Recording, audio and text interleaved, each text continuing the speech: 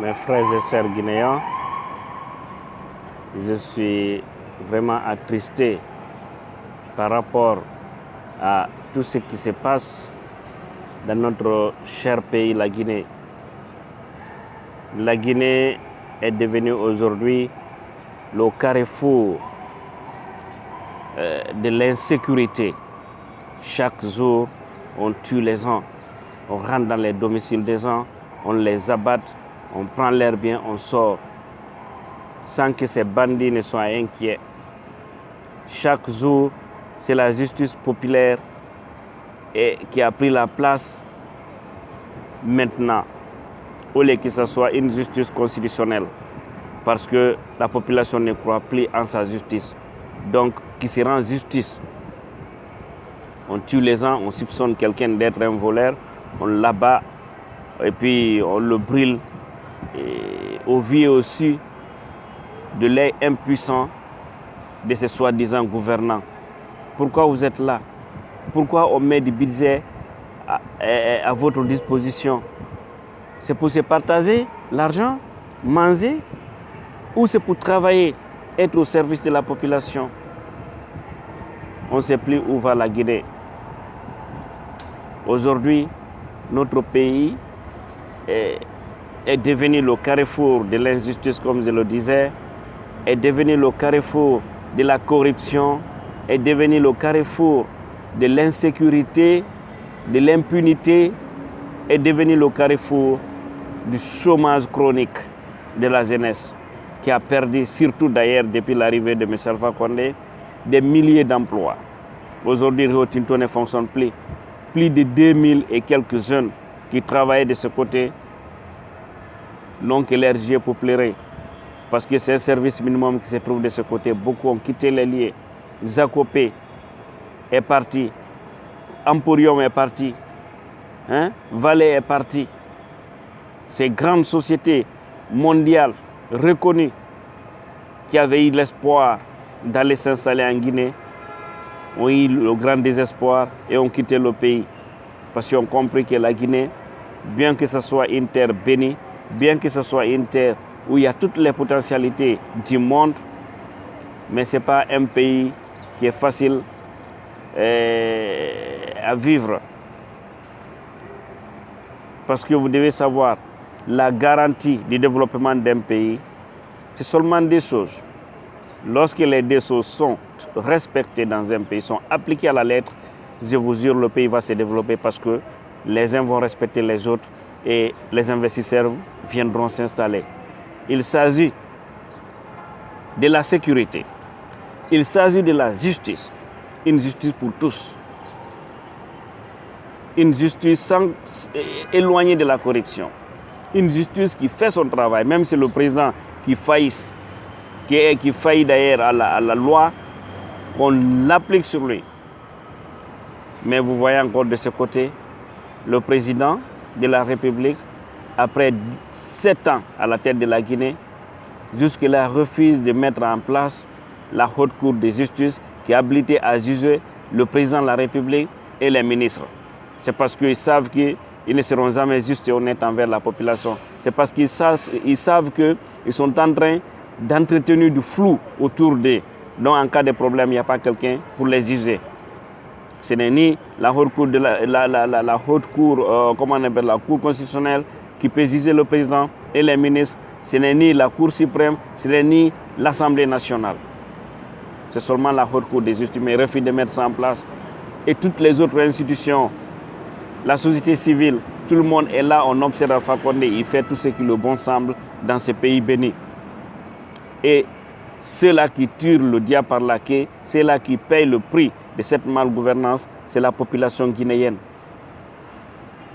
Mais où va notre pays? Où va la Guinée?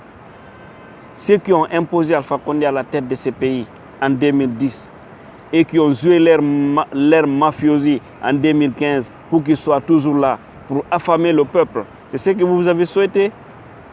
Une telle Guinée, c'est ce que vous avez rêvé pour nous, avec toutes les potentialités que Dieu nous a données, s'il vous plaît.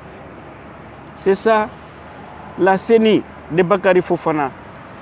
Certains cadres malhonnêtes, certains ethnos ce que vous avez souhaité pour la Guinée?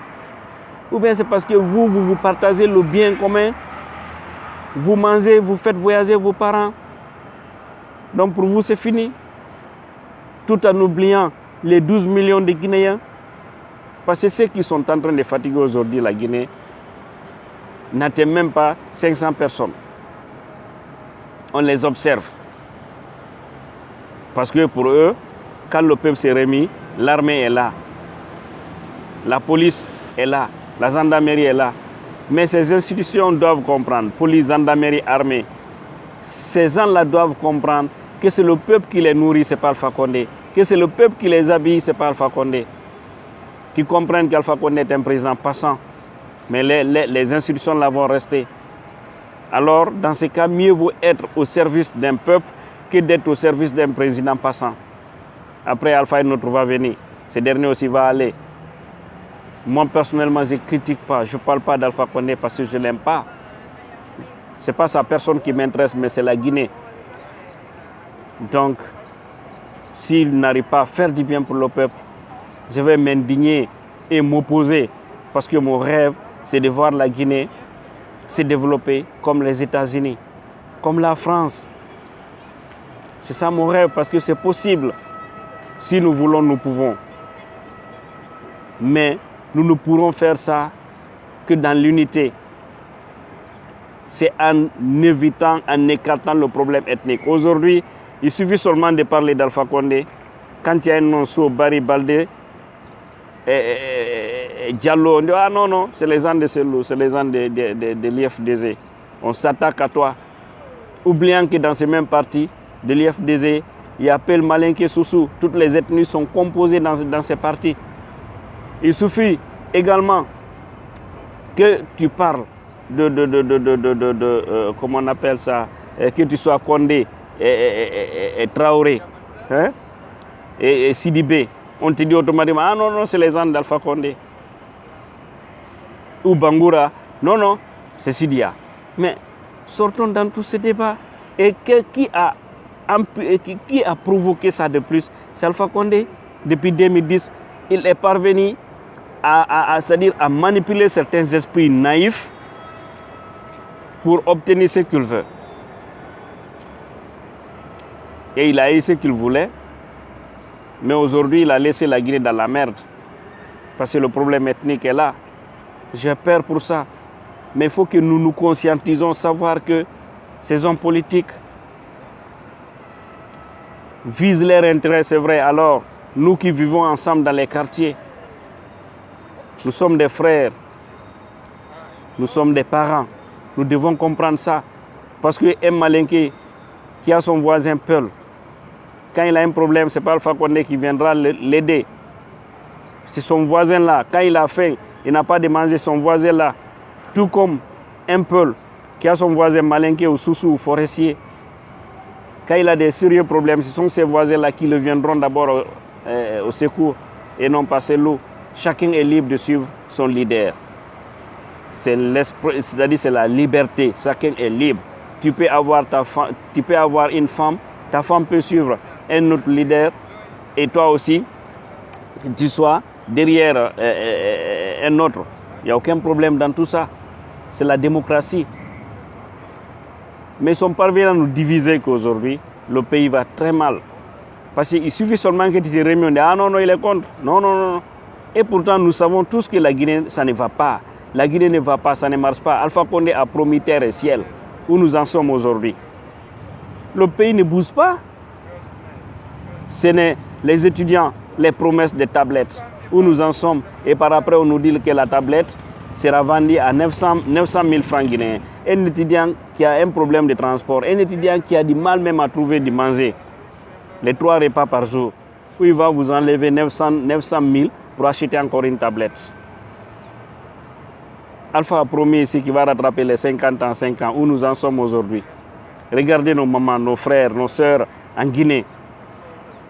Comment les gens vivent. Ils vivent avec une vie pénible. Des fonctionnaires dont leur salaire ne les suffit plus. Parce qu'il n'y a rien ne marche au pays presque. L'insécurité bat son plein. L'énergie qu'on avait promis, aujourd'hui est en train de faire des petits œufs qu'on ne comprend pas. Et que des citoyens se lèvent tout simplement pour réclamer le retour du courant à Kamsar. Et un policier criminel, comme c'est leurs habitudes, déjà ils ont tué plus de 80 jeunes de l'opposition, nous le savons, particulièrement de l'UFDZ, n'a pas encore hésité de tirer sur un autre jeune Bangoura qui a perdu sa vie parce qu'il réclame un droit, parce que les gens ils payent le prix du courant. Où va tout cet argent-là? Château d'eau de l'Afrique, ce n'est pas une honte pour nous tout ça? Alors nous continuons à caresser des dirigeants qui ne font pas notre affaire parce qu'on est de la même famille, parce qu'on répond les mêmes noms, parce que ce sont nos copains, nos copines, parce que ce sont nos proches, parce que ce sont nos amis. On pensait que cela va faire avancer le pays. Ça ne marchera pas. Nous devons être des modèles. Nous devons nous battre vraiment à mettre pression sur ces dirigeants. Si vous voyez que ces gens-là dorment, ils font tout ce qu'il est bon, c'est parce qu'ils savent qu'il y a un groupe qui est toujours prêt à les soutenir. Mais lorsqu'un pouvoir est convaincu que le peuple est uni, le peuple peut les faire bouger d'une manière ou d'une autre, je vous jure, ce pouvoir va prêter beaucoup attention. Alors mes chers frères, conscientisons-nous, réveillons nos esprits, écartons-nous de ces problèmes ethniques, de ces problèmes d'intérêt égoïste. J'entends encore une plateforme mise en place, qu'on nous parle, je ne sais pas de quoi, un groupe de jeunes, c'est-à-dire un mouvement créé tout récemment par les Moustapha Naïté et autres. Et j'ai suivi hier sur Gangan, où on disait qu'il y a un groupe de jeunes de ce mouvement, de cette plateforme nationale de la jeunesse, qui souhaite accompagner Alpha Condé pour un troisième mandat. Vous voyez, le mal c'est nous. Et cherchons une seule chose, si nous voulons que notre pays marche, le président, nous devons nous battre pour qu'on ait des hommes responsables. Et pour qu'on ait des hommes responsables, nous devons être unis et mettre la pression sur nos dirigeants. Je vous jure, sur ce chemin, tout pourra aller. Parce qu'on dit toujours qu'un président est à l'image de son peuple. Lorsqu'un peuple se fait montrer comme naïf, se fait montrer comme corruptible, je vous jure, les dirigeants vont danser sur eux et manger tout notre argent. Ils vont nous dire, non, Alpha a construit des hôtels. Les hôtels, c'est pour les riches, s'il vous plaît.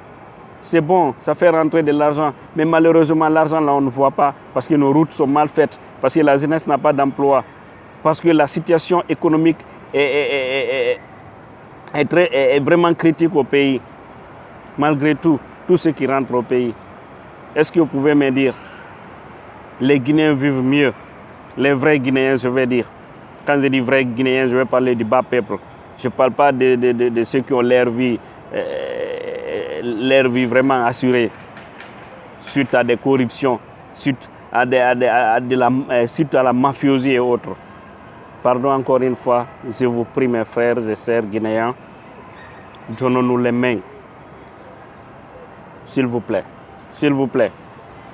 mettons la pression pour que les choses avancent. Parce que quand ça marche, ça ne marchera pas seulement pour un peul, un malinquin, sous un forestier, ça marchera pour tout le monde.